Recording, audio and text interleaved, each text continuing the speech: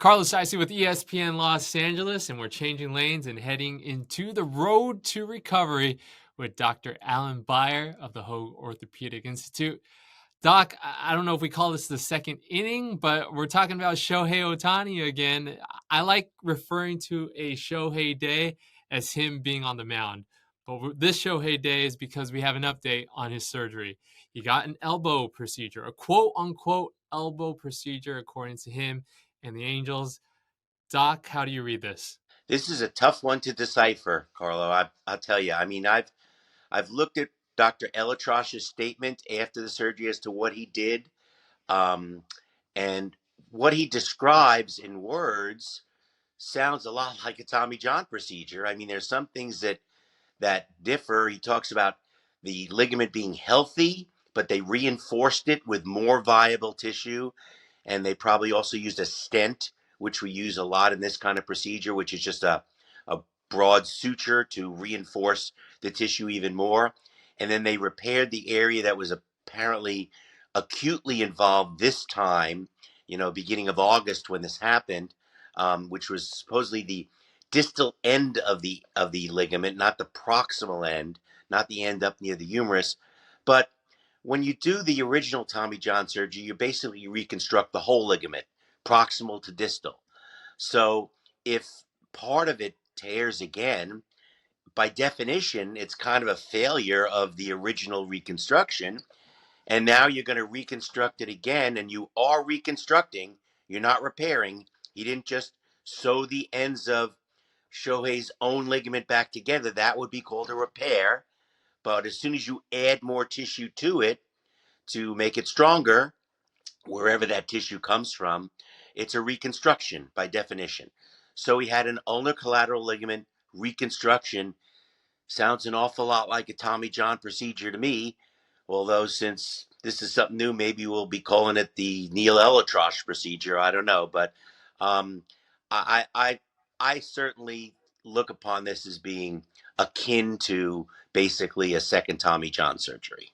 Doc, that's why you're the expert, because as a fan, I remember seeing Otani's post on Instagram and looking for the words Tommy John and even the Angel statement, and you don't see the words Tommy John. I was surprised that they kept it broad with elbow procedure, but that's how you read it. And you mentioned Dr. Neil Elatrash. Isn't it kind of interesting, and kind of share your perspective? Is it if it's actually common? But Dr. Neil Elatrash, ironically, is a Dodgers team physician, and he's working on an Angels player who some Dodger fans are hoping is a future Dodger.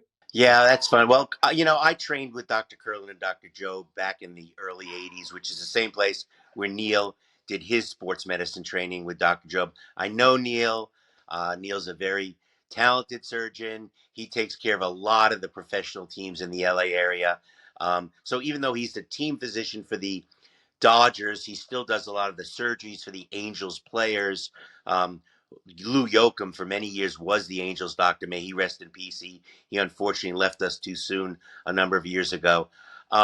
So it's not unusual for a physician who's a team doctor for another team to operate on a player from a different team, and it's not like he's going to muck it up on purposely so the Dodgers don't take him. Or I mean, that stuff doesn't happen. That's only in Hollywood movies. But I think that Neil's reputation. I mean, he just did Aaron Rodgers' Achilles tendon. Big week for Neil Elatrosh, right? Aaron Rodgers and Shohei Ohtani. Um, I think that Neil's very well respected in the profession. Um, I really think that in this particular case, this is such a unique circumstance because of Shohei becoming a free agent after the World Series is over this year, that probably on the advice of counsel and his agent and other people, they tried to avoid the words second Tommy John procedure because I think they felt that the perception of those words would lower his value if he is able to renegotiate a free agent contract come the end of October. I'm not sure he's going to be able to because this throws everything into, a world of doubt. How's he going to come back from this? Neil stated very, very forthrightly that he thinks he'll be hitting by opening day of 2024. and pitching by 2025. That's a pretty short timeline for the return to hitting. That's only 6 or 7 months hence, which would be quick after a whatever you want to call this operation is being done. It's possible, um, but I don't know that that's going to be enough of a possibility for general managers in Major League Baseball to step up to the plate with a check for a couple $100 million. They were talking $600 million before Shohei was injured this time. I don't think it's going to be that number, but I don't know that many general managers in baseball would take that kind of risk right now until you're further down the road to steal our title, the road to recovery, to see how the player's doing and have an idea about what his true value to the team would be. So this is still lots of question marks still here. Touching on one thing that you and I talked about the last time we were talking about Shohei, you mentioned you didn't think that there's a chance that we may see the two-way superstar that we saw Shohei Ohtani was these last 2 years. Going back into what you were saying, taking our title of the road to recovery, how do you look at and how do you expect that ambitious timeline to look like in detail of that 2024 or opening day next season? He'll be hitting, and by 2025, he's pitching again. So, as I said on our last time that we talked about this topic, I felt that it was unlikely that he would come back to be the same two-way player we were used to seeing this season. The player who I hope will be the MVP this year because I think he deserves it. Um, that said, uh, again, they're not calling this another second Tommy John surgery, even though some of us say it is. They're taking a very aggressive stance on terms of when he'll be back to hitting. If it were my patient, I would, if anything, the second time around, play it more conservative if I wanted to get him back to the player that he was before.